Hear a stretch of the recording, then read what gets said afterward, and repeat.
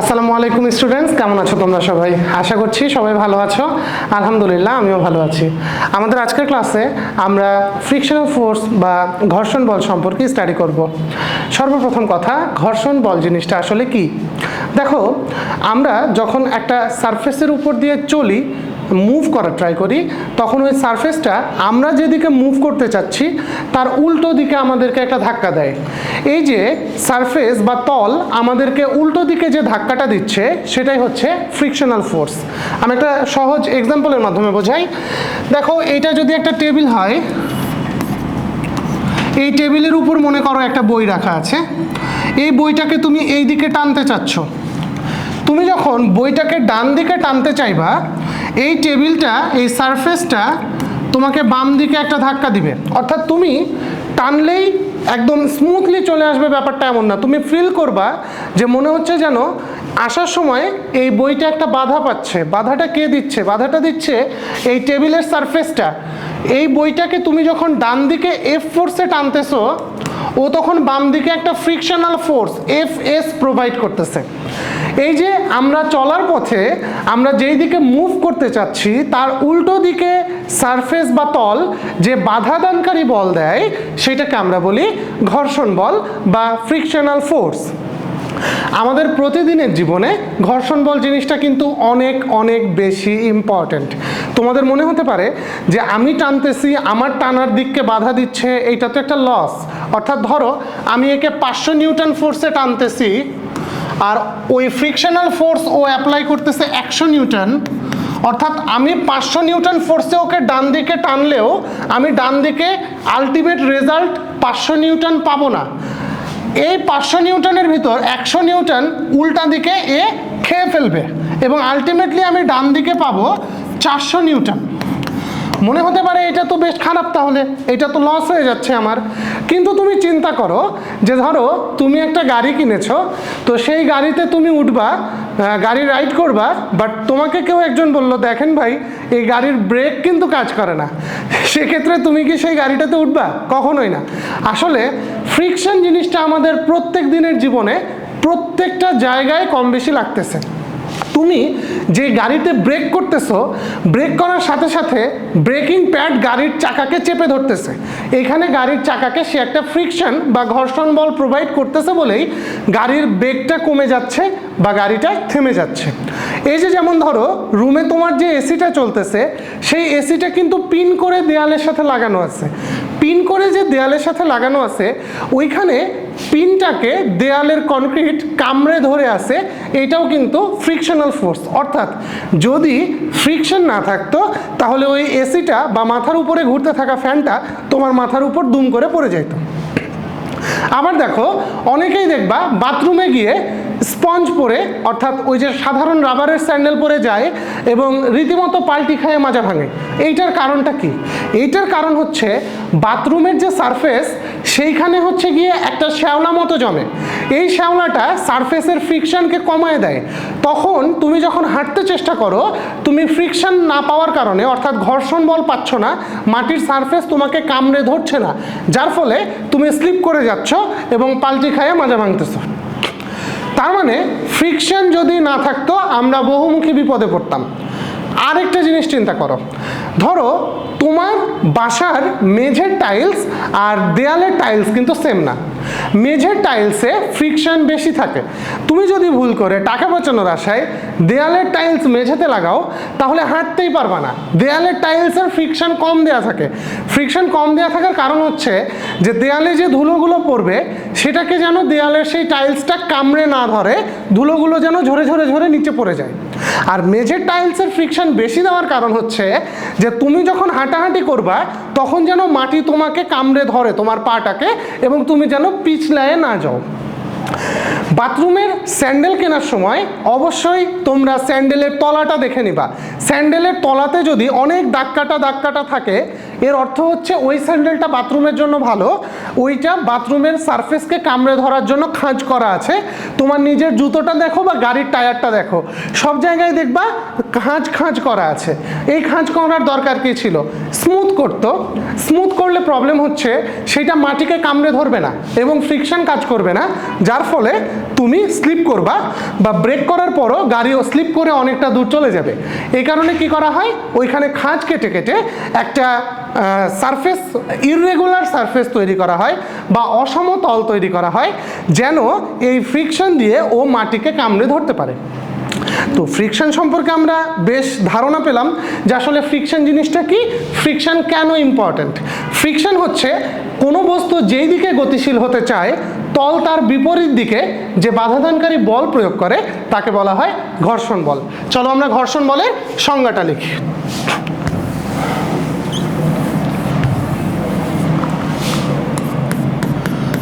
ঘর্ষণ বল।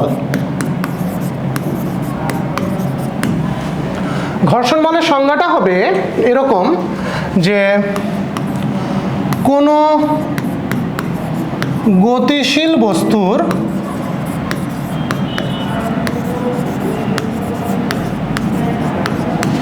গতির বিপরীত দিকে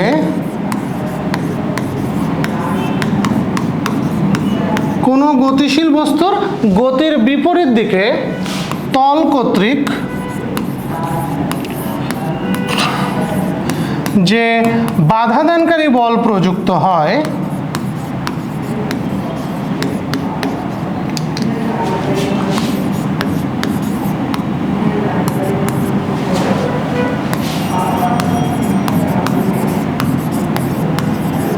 সবাই অবশ্যই নোট করবা, তাকে ঘর্ষণ বল বলে। ওকে, তাকে আমরা কি বলবো? ফ্রিকশনাল ফোর্স বলবো। এখন একটা জিনিস একটু চিন্তা করো, ধরো তোমার বাসায় যে মেঝেটা আছে সেই মেঝে তোমার একটা বস্তুকে যে পরিমাণ ফ্রিকশনাল ফোর্স দেয়, রাস্তায় যে পিচ পাথরের রাস্তা আছে তোমার বাসার সামনে, সেই রাস্তায় কি কোনো বস্তুকে সেম পরিমাণ ফ্রিকশনাল ফোর্স দেয়?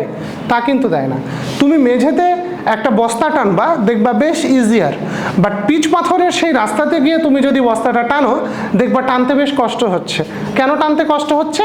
কারণ তুমি যেদিকে টানতেছো পিচ পাথরের সেই রাস্তাটা টানার উল্টো দিকে অনেক বেশি একটা ফ্রিকশনাল ফোর্স দিচ্ছে, যার কারণে ওই বস্তুটাকে রাস্তায় টানাটা কঠিন হয়ে যাচ্ছে। তাহলে কোনো একটা সারফেস বা প্লেন কতটুকু ফ্রিকশনাল ফোর্স প্রোভাইড করবে, কতটুকু ফ্রিকশনাল ফোর্স তোমাকে দিবে, সেইটা নির্ভর করতেছে দুটো জিনিসের উপর। প্রথম জিনিসটা হচ্ছে যে সারফেসটা কি দিয়ে তৈরি, সারফেসের ম্যাটেরিয়ালটা কি, দ্যাট ইজ ইম্পর্টেন্ট।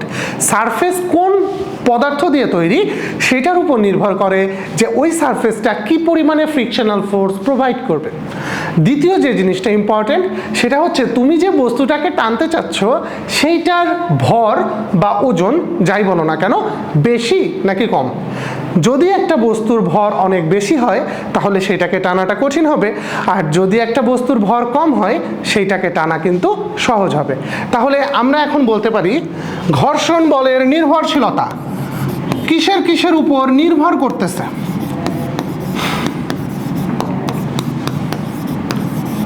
নির্ভরশীলতা, কোনো একটা বস্তুকে তুমি যখন টানবা তখন কতটুকু ঘর্ষণ বল পাবা দুটো জিনিসের উপর নির্ভর করে। প্রথম জিনিসটা হচ্ছে তল এর ধরন, কি ধরনের তলে তুমি টানতেছো। তুমি টাইলসের উপর টানতেছো নাকি পিচ পাথরের রাস্তার উপর টানতেছো নাকি বালির উপর টানতেছো নাকি কাদার উপর টানতেছো, এইটার উপর নির্ভর করতেছে যে ফ্রিকশনটা কেমন আসবে। আরেকটা জিনিস, বস্তুর ওজন বা ভর যাই বলো না কেন, যার ওজন বেশি হয় তার ভরও বেশি হয়। বস্তুর ওজনের উপর নির্ভর করতেছে বা তুমি যে বস্তুটা টানতেছো সেইটার উপর নির্ভর করতেছে যে তোমার ফ্রিকশনাল ফোর্সটা আলটিমেটলি কেমন আসবে। তো আমরা মোটামুটি ফ্রিকশনাল ফোর্স সম্পর্কে জানলাম। এখন আমরা ফ্রিকশনের টাইপস দেখব, টাইপস অফ ফ্রিকশন। ঘর্ষণ বলের প্রকারভেদ, ঘর্ষণ বলের প্রকারভেদ।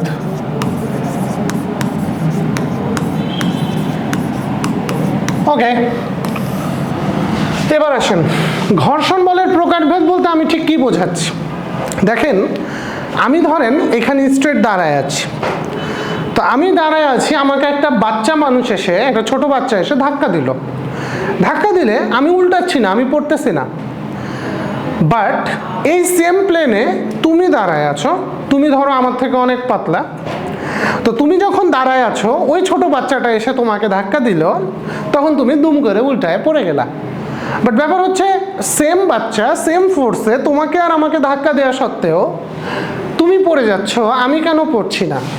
সত্যি বলতে মাটি আমাকে বেশি ভালোবাসে, অর্থাৎ এই যে মাটিটা, সে আমাকে বেশি ফ্রিকশনাল ফোর্স প্রোভাইড করতেছে, আমাকে বেশি শক্ত করে কামড়ে ধরে থাকতেছে, যার ফলে আমাকে ফেলে দেওয়ার জন্য যতটুকু পরিমাণে ফোর্স দরকার ওই বাচ্চাটা ততটুকু ফোর্স দিতে পারতেছে না, তাই আমি পড়তেছি না।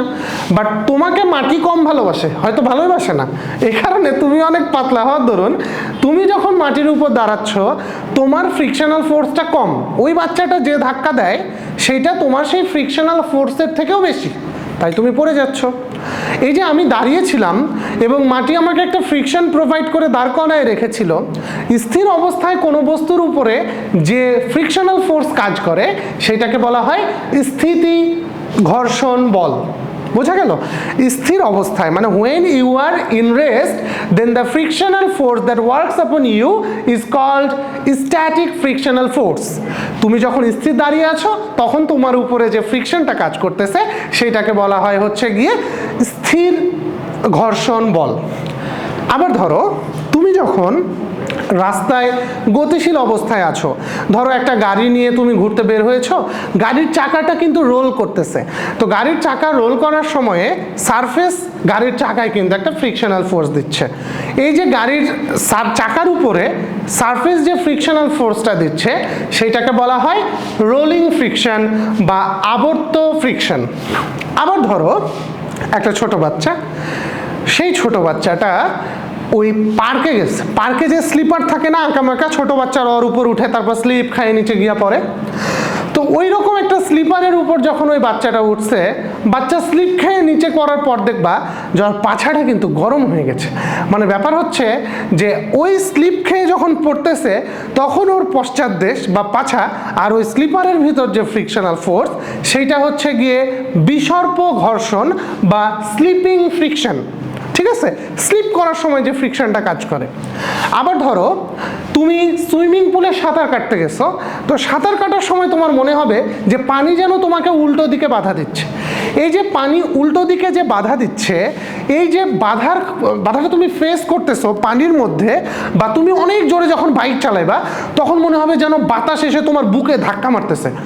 এত জোরে চালানোর দরকার নেই, তবুও বলতেছি যে যখন আমরা খুব জোরে বাইক চালাই বাতাস মনে হয় যেন পিছন দিকে আমাদেরকে ধাক্কা দিতে চায়। এইটাও কিন্তু একটা ফ্রিকশনাল ফোর্স যেটা কিনা ফ্লুইড আমাদেরকে প্রোভাইড করতেছে। ফ্লুইড মানে ওই যে পানি, এবং ফ্লুইড মানে কিন্তু এয়ারও হয়। শোনো, ফ্লুইডের ডেফিনেশনটা হচ্ছে যা কিছু ফ্লো করতে পারে, দ্যাট ইজ ফ্লুইড।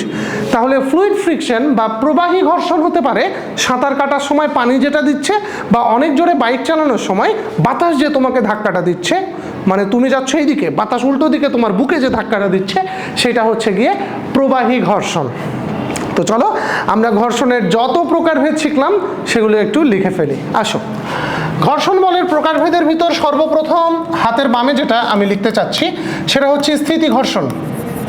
স্থিতি ঘর্ষণ কি? ওই যে আমি দাঁড়ায় ছিলাম এবং আমি দাঁড়ায় থাকার সময় আমি স্থির ছিলাম, এই স্থির বস্তুর উপর কোনো একটা তল যে ঘর্ষণ বল প্রয়োগ করতেছে সেটা হচ্ছে স্থিতি ঘর্ষণ।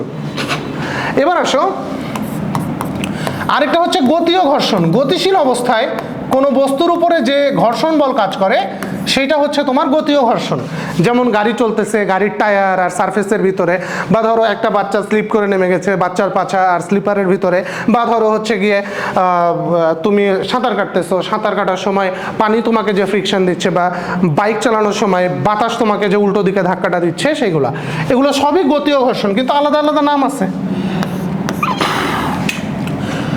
প্রথমটা যেটা সেটা হচ্ছে আবর্ত ঘর্ষণ বা রোলিং ফ্রিকশন, গাড়ির চাকার ক্ষেত্রে আবর্ত ঘর্ষণ বা রোলিং ফ্রিকশন। দ্বিতীয়টা হচ্ছে এই যে পার্কের বাচ্চাটা, সেটা হচ্ছে বিসর্প ঘর্ষণ। বিসর্প ঘর্ষণ বা স্লিপিং ফ্রিকশন। আর তারপরে এই যে ফ্লুইড তোমাকে যেটা দিচ্ছে, পানি যে ধাক্কাটা দিচ্ছে, সেটা হচ্ছে প্রবাহী ঘর্ষণ, প্রবাহী ঘর্ষণ বা ফ্লুইড ফ্রিকশন। এই হচ্ছে গিয়ে ফ্রিকশনের মোটা দাগে ক্লাসিফিকেশন। আমরা ফ্রিকশনের ক্লাসিফিকেশনগুলো দেখলাম। এখন you have to feel a very easy thing. দেখো, একটা খুব সহজ জিনিস আমি তোমাকে বোঝাই। ধরো আমি মানুষটা দাঁড়ায় আছি, এটা আমি, তো আমাকে মাটি 8000 নিউটন ফ্রিকশনাল ফোর্সে কামড়ে ধরে আছে। খুব বেশি ফ্রিকশন, কিন্তু 8000 নিউটন ফ্রিকশনাল ফোর্সে আমাকে কামড়ায় ধরে আছে। এই যে স্থির অবস্থায় আমাকে যে ফ্রিকশনাল ফোর্সে কামড়ায় ধরে আছে সেটাকে বলা হয় স্ট্যাটিক ফ্রিকশন, এটা আমি আগেও বলেছি। তুমি যদি এসে আমাকে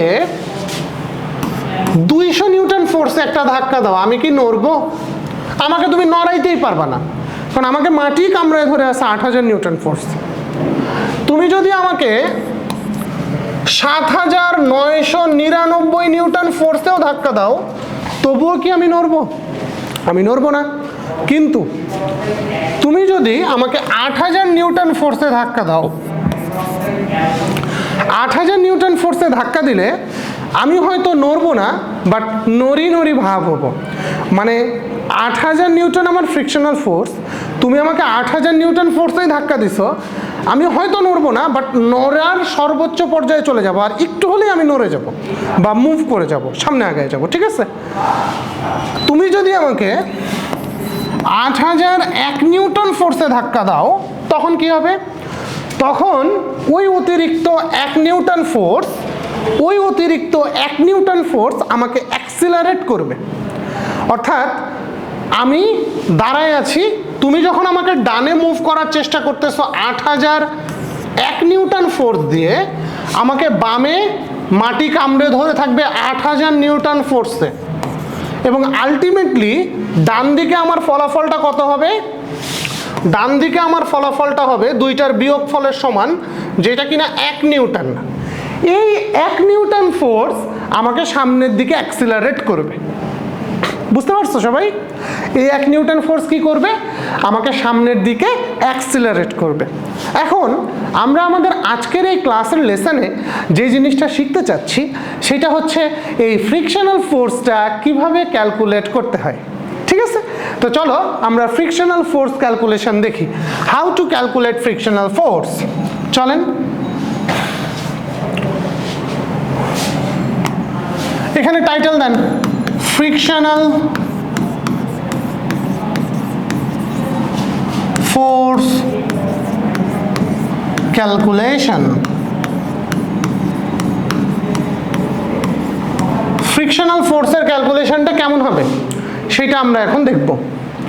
আমি যদি ফ্রিকশনাল ফোর্স ক্যালকুলেশনের কথা বলি, সর্বপ্রথম আমাদেরকে কিছু বিষয় সম্পর্কে একটু ধারণা পেতে হবে। সেটা হচ্ছে প্রতিক্রিয়া বল কিভাবে কাজ করে।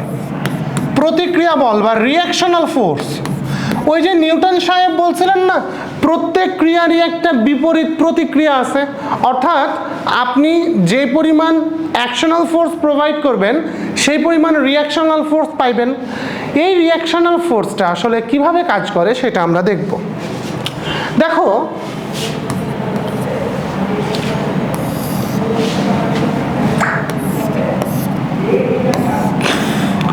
এইখানে যদি একটা ব্লক থাকে, একটা এম ভরের যদি ব্লক থাকে এই টেবিলটার উপরে, এই টেবিলের সারফেসে কিন্তু ফ্রিকশন আছে, ঠিক আছে? এই টেবিলে যদি একটা এম ভরের ব্লক থাকে, এম ভরের এই ব্লকটা নিচের দিকে একটা ওয়েট দিবে, নিচের দিকে একটা ফোর্স দিবে যেটা mg এর সমান, ওই ব্লকটার ওজন যেটা কিনা নিচের দিকে কাজ করবে। আর এই সারফেসটা সারফেসের উপর লম্ব বরাবর। মনে রাখো, এটা খুব ভালোভাবে মনে রাখবা। রিঅ্যাকশনাল ফোর্স কিভাবে কাজ করে? এই যে তোমার সারফেস, এই সারফেসের উপর পারপেন্ডিকুলার, এটা পারপেন্ডিকুলারই হইতে হবে।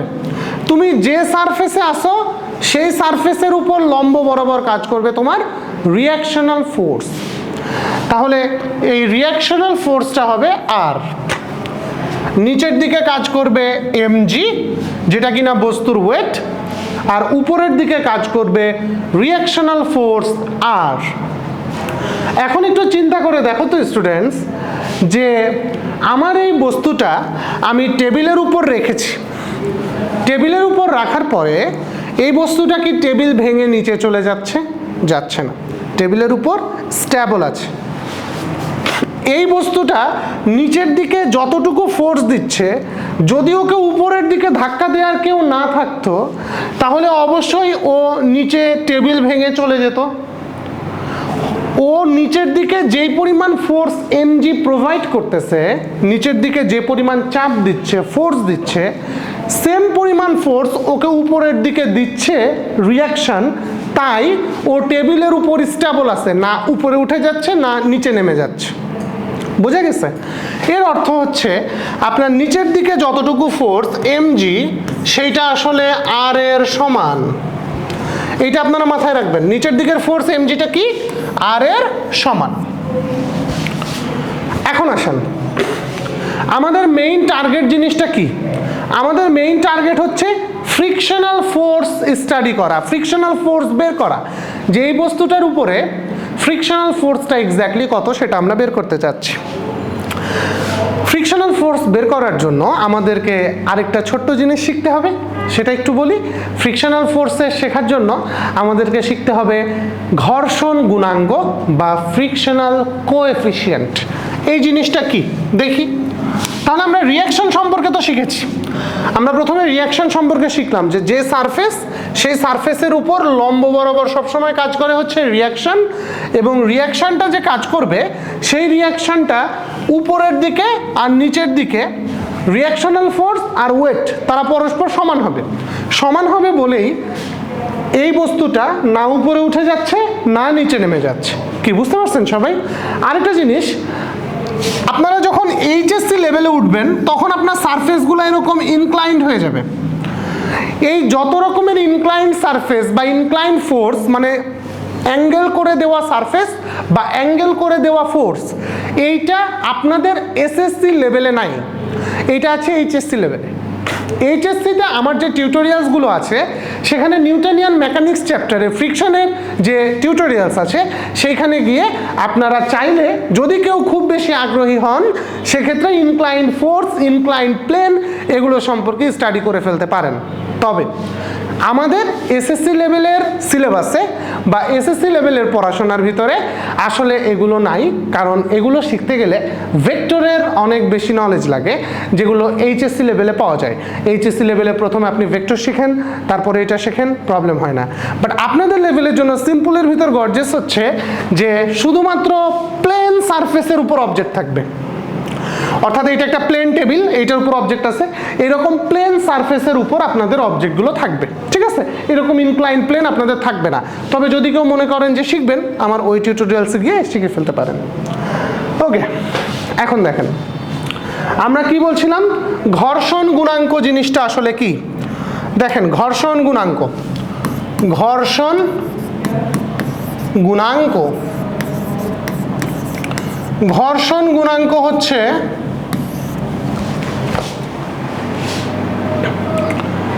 আপনার বাসার টাইলস আর আপনার বাসার সামনের রাস্তার পিচ পাথর দুটো কিন্তু সেম পরিমাণ ফ্রিকশন দেয় না, এটা আমরা একটু আগেও বলেছি। তো দুটো যে সেম পরিমাণ ফ্রিকশন দিবেন, আপনি কিসের ভিত্তিতে এদেরকে আলাদা করবেন যে ওইটার ফ্রিকশন বেশি এইটার ফ্রিকশন কম? আপনাকে তো বলতে পারতে হবে একটা কিছু দেখে। যেমন আমার দৈর্ঘ্য বেশি, হাইট বেশি ধরেন, তো আপনি তখন আমার হাইট মেপে বলবেন যে আচ্ছা আপনি 5 ফুট 7 ইঞ্চি, সো আপনি লম্বা, আরেকজন 5 ফুট 4 ইঞ্চি, ও বেটে, এটা বলা যায়, তাই না? তো আপনার বাসার সামনের রাস্তার ফ্রিকশন বেশি আর আপনার মেজরটা কম, এটা আপনি ফিল করতে পারতেছেন, বাট এটা তো আপনাকে ফিজিক্সের ভাষায় বলতে পারতে হবে, বুঝতে পারতে হবে, যেন আমি একটা কিছু দেখে বুঝতে পারি যে এইটার ফ্রিকশন বেশি হবে, এটার ফ্রিকশন কম হবে, রাইট? এই যে কোনো একটা পদার্থে ফ্রিকশনের পরিমাণ বেশি না কম, সেইটা আমরা যেই সংখ্যাটা দেখে বুঝতে পারি সেইটাই হচ্ছে আপনার ফ্রিকশনাল কোএফিসিয়েন্ট বা ঘর্ষণ গুণাঙ্ক, ঠিক আছে? ঘর্ষণ গুণাঙ্ককে আমরা সাধারণত মিউ দ্বারা প্রকাশ করি, এটা একটা গ্রিক লেটার মিউ, মিউ দ্বারা আমরা প্রকাশ করি। মিউ এস দ্বারা আমরা বুঝাই static frictional coefficient, static frictional coefficient বা বাংলায় বললে হয় স্থিতি ঘর্ষণ গুণাঙ্ক।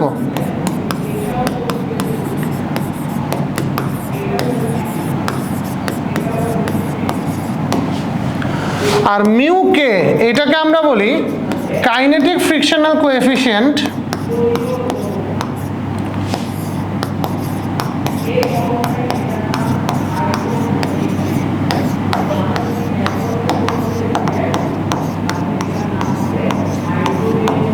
বা গতীয় ঘর্ষণ গুণাঙ্ক। প্রশ্নটা হচ্ছে ভাই এই স্ট্যাটিক ফ্রিকশনাল কোএফিসিয়েন্ট আর গতীয় ঘর্ষণ মানে স্ট্যাটিক ফ্রিকশনাল কোএফিসিয়েন্ট আর কাইনেটিক ফ্রিকশনাল কোএফিসিয়েন্ট এগুলোর এক্সাক্ট সংজ্ঞাটা কি, মানে এটা কি জিনিস? আপনি তো বলে দিলেন যে এইটা দেখে আমি বুঝতে পারবো যে আমার সারফেসের ফ্রিকশন বেশি নাকি কম। যেমন ধরেন পিচ পাথরের রাস্তায় মিউএস এর ভ্যালু বেশি হবে, আপনার টাইলসে মিউএস এর ভ্যালু কম হবে, ঠিক আছে? এইটা বেশি বা কম দেখে আপনি বুঝতে পারবেন আচ্ছা এখানে ফ্রিকশন বেশি এখানে ফ্রিকশন কম। বাট এইটার আসলে এক্সাক্ট সংজ্ঞাটা কি, সংজ্ঞাটা আমি আপনাদেরকে বলি। এটা সূত্রটা লিখে ফেলেন আগে। Mu S equal to FS by R. F S কি? এফএস হচ্ছে গিয়ে আপনার ঘর্ষণ বল যেটা আমরা ক্যালকুলেট করতে চাচ্ছি, আর আর হচ্ছে প্রতিক্রিয়া বল যেটা আমরা ক্যালকুলেট করতে শিখাইছি 1-2 মিনিট আগে, mg ইকুয়াল টু আর। তাহলে সেক্ষেত্রে আমরা বলতে পারি যে ঘর্ষণ বল স্থির অবস্থায়, যখন একটা বস্তু স্থির আছে, স্থির অবস্থায় স্থিতি ঘর্ষণ বল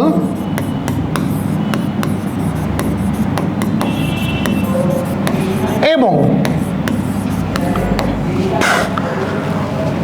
প্রতিক্রিয়া বলের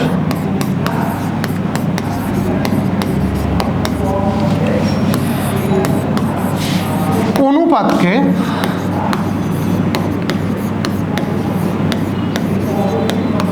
স্থিতি ঘর্ষণ গুণাঙ্ক বলে।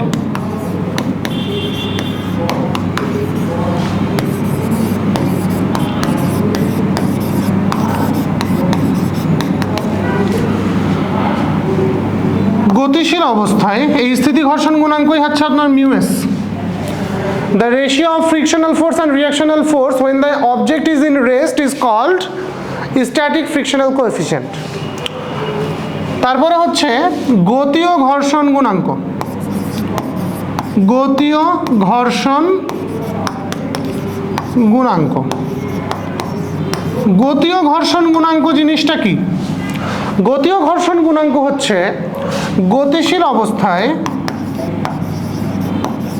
মানে আপনার বস্তুটা যখন মুভ করতেছে যেই সময়ে গতীয় ঘর্ষণ বল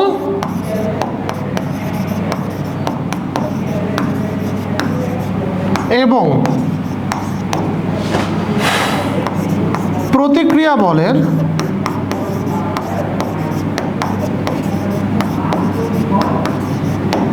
অনুপাতকে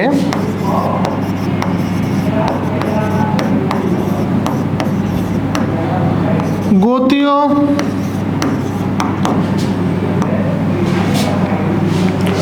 ঘর্ষণ গুণাঙ্ক বলে। কি ভাই লোক বোঝা গেছে? তাহলে গতিশীল অবস্থায় যখন আপনি থাকবেন সেই সময়টাতে আপনার গতিশীল অবস্থায় গতীয় ঘর্ষণ বল অর্থাৎ মিউ কে এইটা কি হবে? এফ কে গতিশীল অবস্থায় আপনার যে frictional force by R reactional force, এই দুইটার রেশিওই হচ্ছে আপনার মিউ কে। তো আমরা মিউএস আর মিউকে সম্পর্কে শিখলাম। মিউএস হচ্ছে গিয়ে আমার সারফেসটা বা মিউএস বা মিউকে দুটো দ্বারাই আমরা আসলে কি বুঝি, আমরা বুঝি যে একটা সারফেসের ফ্রিকশন কেমন হবে, বেশি হবে নাকি কম হবে, সেটা আমরা মিউএস মিউকে দ্বারা বুঝি। অর্থাৎ এইটা ম্যাটেরিয়ালের উপর নির্ভর করে, আপনার ম্যাটেরিয়াল চেঞ্জ হয়ে গেলে, সারফেস চেঞ্জ হয়ে গেলে সেখানকার মিউএস মিউকে ভ্যালু এগুলো কিন্তু চেঞ্জ হয়ে যাবে। এখন আমরা অঙ্ক করব। হ্যাঁ, তো অঙ্ক করার ক্ষেত্রে আমরা আগে দেখি যে এই পর্যন্ত আমরা কি কি সূত্র শিখেছি। দেখেন, আমরা যদি যে যে সূত্রগুলো শিখেছি সেগুলো একটু এক জায়গায় করি। আমরা শিখেছি হচ্ছে গিয়ে FS equal to mu S by R, আমরা শিখেছি F K equal to mu K by R. আপনি যখন স্ট্যাটিক ফ্রিকশনাল ফোর্স ক্যালকুলেট করবেন, অর্থাৎ স্থিতি ঘর্ষণ বল আপনি যখন বের করতে চাইবেন, আপনি এফএস বের করবেন, এফএস এর জন্য আপনার মিউ এস বাই আর লাগবে। আর আপনি যখন গতীয় ঘর্ষণ গুণাঙ্ক বের করতে চাইবেন, সেক্ষেত্রে আপনার গতীয় ঘর্ষণের জন্য এফ কে লাগবে।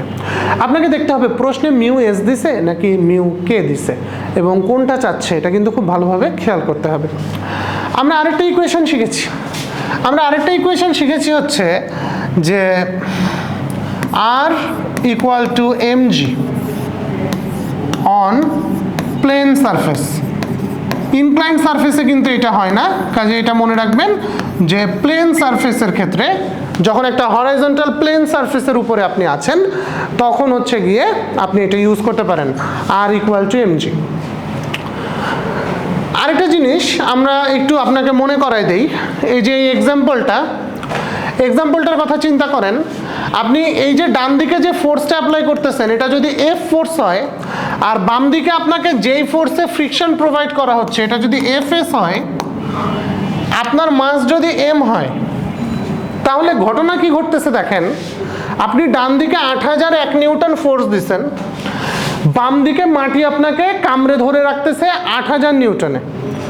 এই দুইটা ফোর্সের যে পার্থক্য, এই 1 নিউটন, সেই ফোর্সটা, এই 1 নিউটন ফোর্সটা আপনাকে অ্যাক্সিলারেট করতেছে, আপনাকে, আপনার মাস তো এম, এই দুইজনের যে পার্থক্য সেটাই হচ্ছে গিয়ে আপনার সম্মিলিত ফলাফল বা রেজাল্টেন্ট, মানে আপনি আলটিমেটলি যে রেজাল্টটা পাইলেন, আপনাকে ডানে 8001 নিউটনে টানা হলো, বামে 8000 নিউটনে টানা হলো, আলটিমেট ফলাফল থাকলো ডান দিকে 1 নিউটন। এই 1 নিউটন আপনাকে অ্যাক্সিলারেট করবে, এর অর্থ হচ্ছে এই 1 নিউটন ইকুয়াল টু আপনি বলতে পারেন এম এ। আমরা শিখেছি না ফোর্স ইকুয়াল টু এম এ, তাহলে এই 1 নিউটন ইকুয়াল টু আপনার সেই এম এ, মানে আপনার পুরো মাসটাকে, এমটাকে অ্যাক্সিলারেট করতেছে। সেক্ষেত্রে আমরা লিখতে পারি F minus F S equal to M A. এই সূত্রটাও আমাদের লাগবে। তো চলেন আমরা আমাদের কাঙ্ক্ষিত সূত্রের জায়গাতে এইটা একটু লিখে ফেলি, F minus F S equal to M A. F কি বাবা? এফ হচ্ছে গিয়ে তুমি যে ফোর্সে বস্তুটাকে টানতেছো, এফ এস হচ্ছে ফ্রিকশন, যে ফ্রিকশন মানে সারফেস যে পরিমাণ ফ্রিকশনাল ফোর্সে বস্তুটাকে উল্টো দিকে টানতেছে। এফ হচ্ছে গিয়ে তুমি বস্তুটাকে যে ফোর্সে টানতেছো, আর এফ এস হচ্ছে গিয়ে সারফেস উল্টো দিকে যে ফোর্সে টানতেছে। দুইটার যে পার্থক্য, সেই পার্থক্যই হচ্ছে তোমার আলটিমেট রেজাল্ট, যেটা তোমার বস্তুটাকে অ্যাক্সিলারেট করবে। সো এই দুইটা ফোর্সের পার্থক্য নিশ্চয়ই একটা ফোর্স, আর force equal to M A, মানে ওই দুইটার যে রেজাল্টেন্ট পার্থক্য সেইটা পুরো বস্তুটাকে অ্যাক্সিলারেট করবে। হয়তো এই পার্থক্যটা অনেক কম, যেমন আগের বার আমরা দেখলাম 1 নিউটন ফোর্স আমার আলটিমেটলি ফলাফল হিসেবে থাকতেছে, এই 1 নিউটন হয়তো আমাকে অল্প একটু অ্যাক্সিলারেট করলো, বাট অ্যাক্সিলারেটের কাজটা এই 1 নিউটনই কিন্তু করবে। বুঝতে পারছেন? মানে বিয়োগফলটা, যেটা আমি আপনাদেরকে এক্সাম্পলে দেখালাম। আমরা এখন এই রিলেটেড একটা অঙ্ক করি, অঙ্ক করলে জিনিসটা আপনাদের কাছে আরো সহজ হয়ে যাবে। দেখেন, এইখানে একটা টেবিল আছে, এই টেবিলের উপরে একটা বস্তু রাখা আছে 10 কেজি। এইখানে ফ্রিকশন আছে, ফ্রিকশনাল কোএফিসিয়েন্টের ভ্যালু 0.3। এই বস্তুটাকে আমি 200 নিউটন ফোর্সে টানতেছি। প্রশ্ন করা হচ্ছে যে আমি যখন এই বস্তুটাকে 200 নিউটন ফোর্সে ডান দিকে টানবো, তখন আমার একটা অ্যাক্সিলারেশন থাকবে না ডান দিকে? সেই অ্যাক্সিলারেশনের ভ্যালুটা কত? আমি বস্তুটাকে যদি 200 নিউটন ফোর্সে ডান দিকে টানি, তাহলে অবশ্যই একটা অ্যাক্সিলারেশন কাজ করবে। তো সেই অ্যাক্সিলারেশনের ভ্যালুটা কত সেটা জানতে চাওয়া হচ্ছে। চলেন আমরা প্রশ্নটা সলভ করি। দেখেন, আবারও সেই টেবিল আঁকি। এইখানে সেই অবজেক্ট 10 কেজির, সারফেস আছে, সারফেসের মিউএস হচ্ছে 0.3 আর টানতেছে 200 নিউটনে। একটা জিনিস একটু খেয়াল করেন, এইখানে নিচের দিকে ওয়েট কাজ করবে 10 × 9.8, সারফেসে ঠিক লম্বভাবে এই যে সারফেসটা আছে না, এই সারফেসটা এইটা ঠিক পারপেন্ডিকুলার লম্বভাবে, এই যে এই অ্যাঙ্গেলটা 90 ডিগ্রি হবে, মাস্ট 90 ডিগ্রি কোণের রিয়াকশন কাজ করবে। এবং এই রিয়াকশনটা কার সমান হবে? নিচের দিকে যে ওয়েট সেইটার সমান হবে, R = mg শেখানো হয়েছে আপনাদেরকে। 10 × 9.8 that means 98 newton force, reactional force এইটা। এখন দেখেন আপনাকে বলা ছিল মিউএস মানে static frictional force 0.3, static frictional coefficient, এটা আপনাকে বলা ছিল যে স্ট্যাটিক ফ্রিকশনাল কোএফিসিয়েন্টটা হচ্ছে 0.3। তাহলে আমরা এখান থেকে কি পাই বলেন তো? আমি যখন এই বস্তুটাকে ডান দিকে টানবো, এই বস্তুটাকে উল্টো দিকে ফ্রিকশনাল ফোর্স দিবে এই সারফেসটা, এই সারফেসটা বস্তুটাকে উল্টো দিকে টানবে। উল্টো দিকে কত ফোর্সে টানবে? এফএস বা ফ্রিকশনাল ফোর্সে টানবে, স্ট্যাটিক ফ্রিকশনাল ফোর্স। আপনাকে যেহেতু মিউএস দেওয়া আছে, তার মানে আপনাকে বুঝতে হবে যে আপনাকে এখানে এফএস ক্যালকুলেট করতে হবে। তাহলে এফএস আমরা বের করি। এফএস এর ভ্যালু কত? মিউএস ইন্টু আর, কারণ আমরা শিখেছিলাম mu S equal to FS by R, আমরা এটা শিখেছিলাম mu S equal to FS by R. তাহলে FS equal to mu S into R হবে। মিউএস এর ভ্যালু 0.3, আর এর ভ্যালু কত? আর এর ভ্যালু হচ্ছে আপনার 98। এইটা ক্যালকুলেট করেন, এটা আসে 2.94। এইটা কি মিন করে?